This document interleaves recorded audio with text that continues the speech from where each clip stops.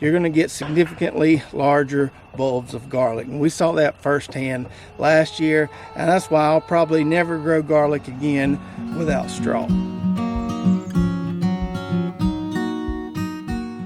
What's up, Lazy Dog fam? Hope everybody out there is having a spectacular day. It is Saturday, November 26th here in South Georgia. Kind of a dreary day out here. Not too cold, just kind of cloudy. It was pretty misty earlier this morning. Yesterday, it just misted all day long. Thought we were going to get some rain, never happened. Just kind of drizzling all day. I think we're finally supposed to get some rain, a good rain tonight, so fingers crossed for that. On today's video, we need to finish up our allium plot here. We got a few more rows of onions to plant, and we've got some softneck garlic that we need to get in the ground. But before we do any planting, let's check on the stuff that we've already planted in this plot. So earlier this month, we planted 3 double rows of short day onions here. We've got a red variety called Chianti, a flat sweet onion called DP Sweet, and then a round sweet onion called Timon in this double row. Now our plants are looking pretty good. They've greened up nicely after sitting in this chicken till soil for a few weeks. Haven't lost any plants due to just weakness of the plant. May have lost a few to the dog stepping on them, cat stepping on them, or by me in here weeding real closely around these plants. But most of them are looking really, really good. And speaking of weeding, I've been having to do quite a bit of weeding to keep things manageable and under control while these onion plants are still kind of small. See that stuff right there? That's our old friend Mr. Chickweed, and he likes to really, really thrive and grow this time of year. So we've had a lot of that popping up out there, and we're trying to get it while it's small. Now, I don't like to mulch my onions. I've tried it before, didn't really care for it. Seems like it keeps things too moist and too wet around that bulb as it matures, and I had quite a few rot the one year I mulched a row of onions. So we just manually control the weeds in our onions and just try to stay on top of it. Now, we talk about this a good bit from time to time on this channel about how managing weeds comes down to understanding the weed seed bank and how weeds grow. So your weed seed bank is basically the amount of weed seeds that you have in your soil already. We try to keep that weed seed bank low.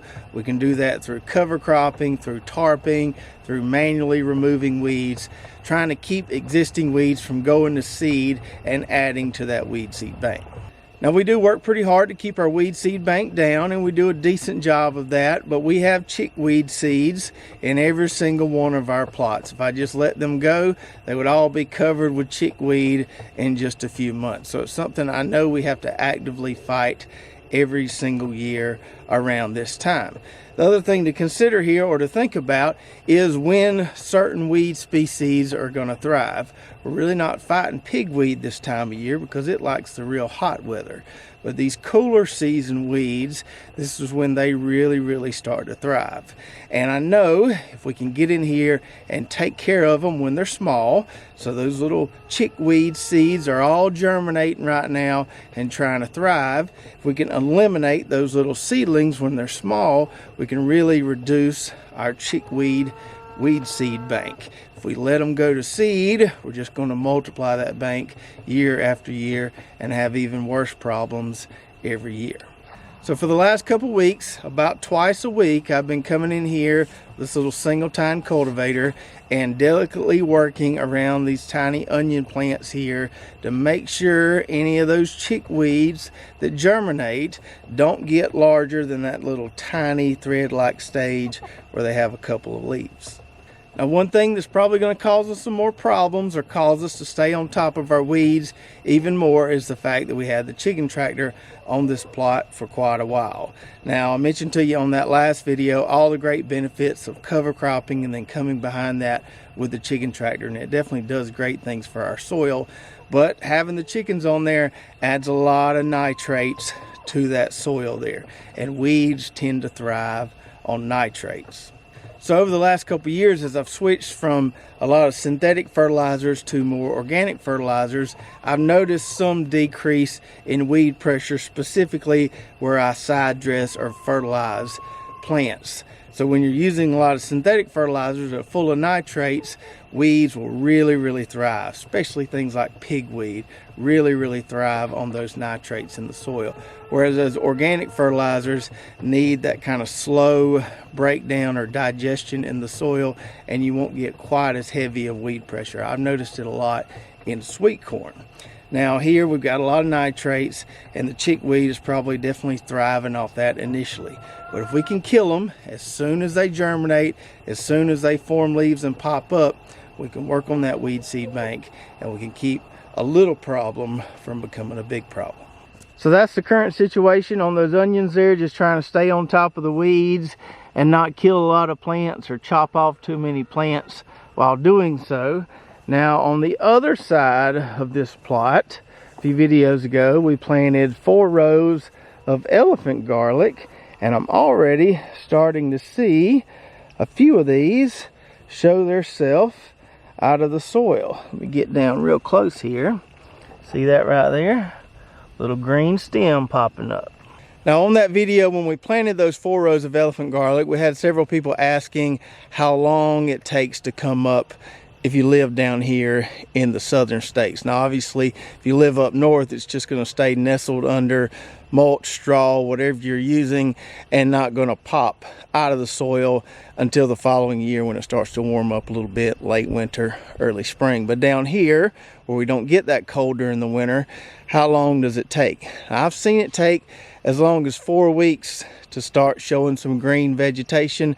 This has only been planted probably about a week and a half, and it's already popping. So it just seems like it varies from year to year. Probably has a lot to do with soil temp and the outside temps, but this is popping unusually fast compared to what I'm used to, which means I got to get some straw on this pretty quick. Now we'll talk more about the straw after we plant our softneck garlic, but it's something I got to get on the ball with.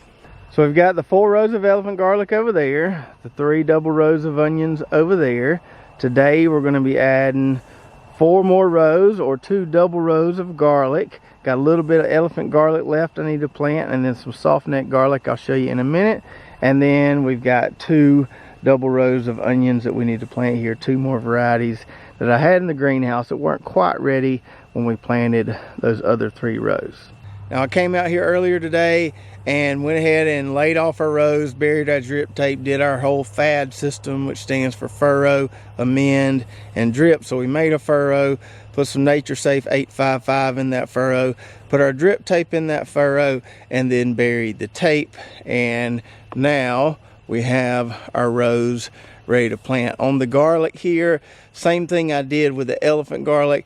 After I buried the tape, I took my little triangle hoe and trenched out the double rows even more, so it was easier to plant the garlic. If you want to see exactly how I did that, you can go back to that video when we planted the elephant garlic and we show it all in detail. So for the onions here, go dogs, we've got 2 varieties that I've never planted before. Those 3 varieties that are in the ground are varieties we grew last year. These I've never tried, but I'm pretty hopeful that they're going to do well. So we got a sweet flat onion here called Georgia Boy. Had to grow that one when I saw the seeds online. And then we've got a white onion here called White Phantom. So as I told you when we put those other onion plants in the ground, these here aren't quite as green as I want them to be, but I was nervous about fertilizing them because I got so many little fig trees in the greenhouse, and I know I can kill those fig trees if I give them fertilizer. So been a little scared to fertilize these because I didn't want to accidentally get fertilizer on those fig trees. They're not quite as green as I want them to be, but I can tell from those others that I've already planted that they'll green up pretty quick going in this chicken teal soil. Now every year when we're kind of planting our onion or our allium plot, we're usually always doing a decent amount of trials comparing some different varieties. Not really doing a lot of trials this year, just sticking with some of the really good varieties that we grew last year. But we are doing one trial comparing the DP Sweet variety to this Georgia Boy variety. So we can't really compare a round sweet onion to a flat sweet onion or a red onion to a sweet onion. It's not really an apples to apples comparison. We can look at the variety and say, well, this variety performed pretty impressively, but we really can't compare a red onion to a yellow onion. With the DP Sweet, which is a flat sweet onion, and the Georgia Boy, which is a flat sweet onion, we can do more of a direct comparison. So it'd be nice to see if the Georgia Boy gets as big as the DP Sweet does. Those DP Sweets got really big last year, so I'm interested to see how the Georgia Boy does. Georgia Boy, from what I understand, is from the same breeder as these other varieties, so I have pretty high expectations of it. It should do well. All the varieties I've tried from, I think the breeder is called DP Seeds, but you get them online from a site called NE Seeds. All the varieties I've tried for them have done really well so far. Kind of the same story with that white onion, the White Phantom variety. Never tried it. Been a while since I've grown any white onions. I think the last white onion variety I grew was called Sterling. It did okay. The White Phantom, same breeder as all these other varieties, supposed to be a big jumbo white onion. So I'm hopeful that that's what we're going to get. So just like we did with those other rows of onions, we're going to kind of pick and choose the best looking ones out of this tray here. Sometimes we might have a double like that. Just tease those apart. Planting these on double rows. So on this side of the tape and on this side of the tape, as you see there. And then putting these plants about 6 to 8 inches apart. That way we've got plenty of plants in there if I kill some with the hoe, or if the dogs and cats step on some as well. All right, so we got those Georgia Boy and White Phantom onions planted there, and that's all the onions I'm going to plant. 5 double rows should be way more than enough for us. Figure about, I don't know, 50 or so onions per row times 10. That's a heap of onions. So we're done on that side. Now let's come in here and put some more garlic in the ground. Came in here just a minute ago and put the rest of this elephant garlic down on this row. That way it's close to all the other elephant garlic over there. I didn't want to be sticking elephant garlic and softneck in the ground at the same time. Might get them mixed up. So I went ahead and put those cloves down there about 6 inches apart. We'll straighten them up and cover them as we get our softneck garlic planted. So last year we experimented with growing softneck garlic for the very first time here on our homestead. We grew 4 different varieties and we were successful with all 4 varieties. The varieties we grew were Nootka Rose, Mexican Red Silver, Kettle River Giant, and this one here called Island Star. So late last summer, early fall of last year, I ordered some garlic online from a place called Fillery Farms. That's where I got my original softneck seed stock. Got it in the mail and then put it in the fridge for about 2 months and then planted it in the ground, used the straw, and we got nice bulbs with individual cloves on them. That's the tricky part with the softneck garlic and the hardneck garlic down here in the south.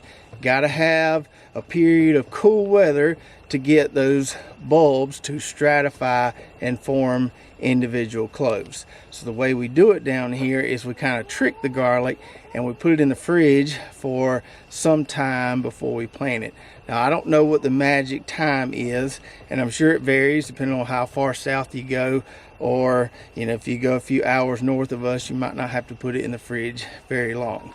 Last year, like I said, I did a 2-month chill period. That seemed to work pretty well. I think this right here has been in the fridge for about almost 3 months now, so it should be well chilled before putting it in the ground. So I'm not replanting all the softneck garlic varieties that we grew last year, just one of those varieties. This Island Star variety I like the most because it makes some bigger cloves there. Not as big as the elephant garlic cloves, but a pretty decent sized clove of garlic. Just a lot easier to peel, in my opinion.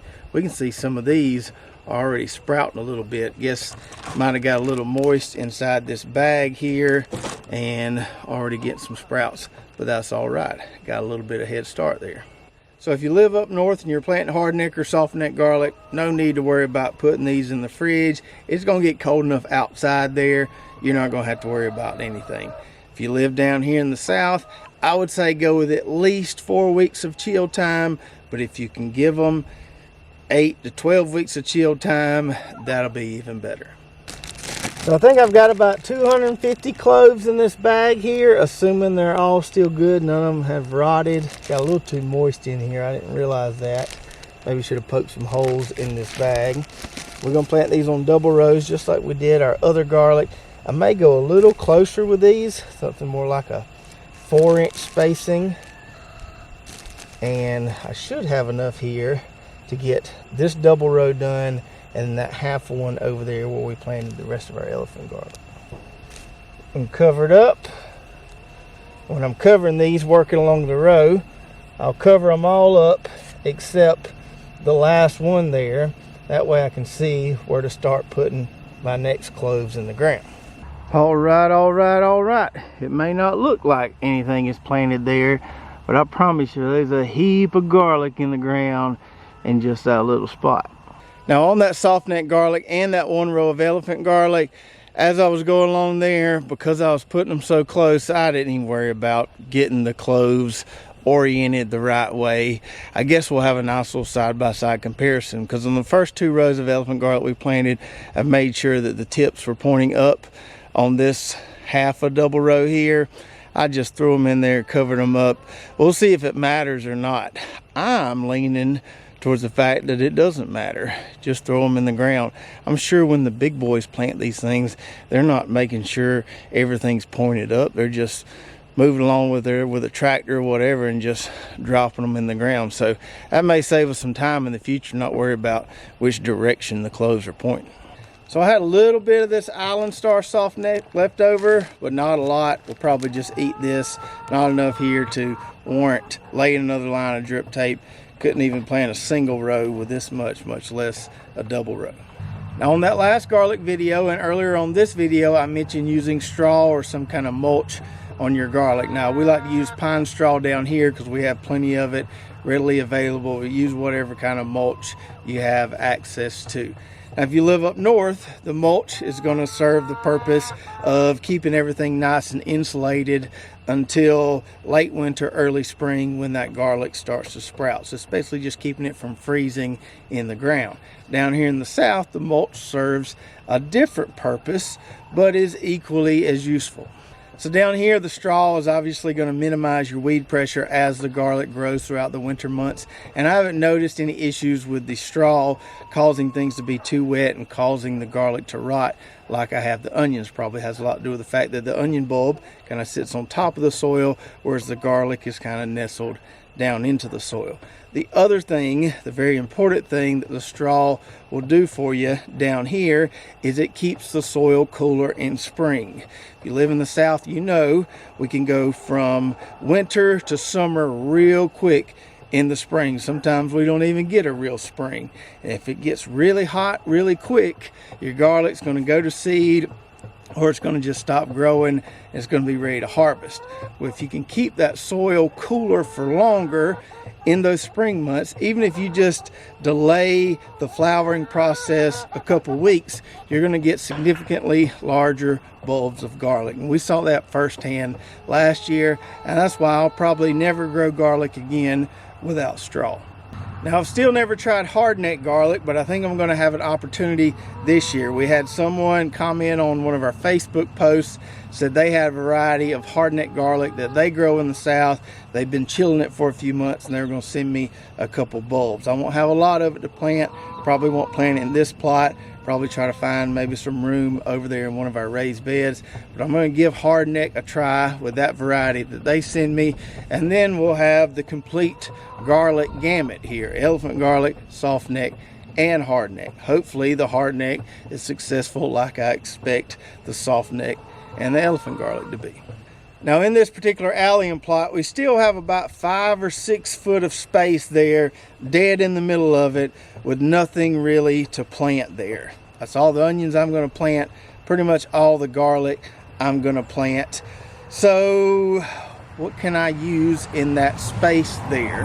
Can't plant a whole lot of stuff. I thought about starting another round of cabbage in the greenhouse and doing kind of a succession planting of cabbage, but I've got a bunch of cabbage growing right now. I'm not sure I'm going to need any more cabbage. I think what I'm going to do is just hold off a month or so, and then come early January, I think that would be a prime spot for some English peas.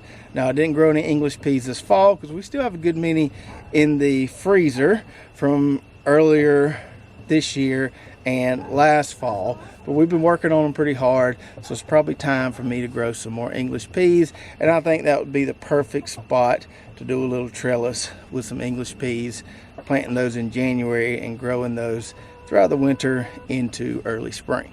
So I hope you enjoyed the video today. Starting to feel a little sprinkle out here, which is a nice feeling. Hopefully we get a nice shower later on this afternoon or tonight.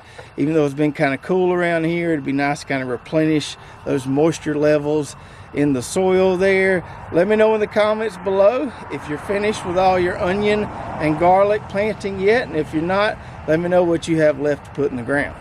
As always, you can find links in the description below to any of the products we used or talked about in this video. You can also find links to our affiliate partners.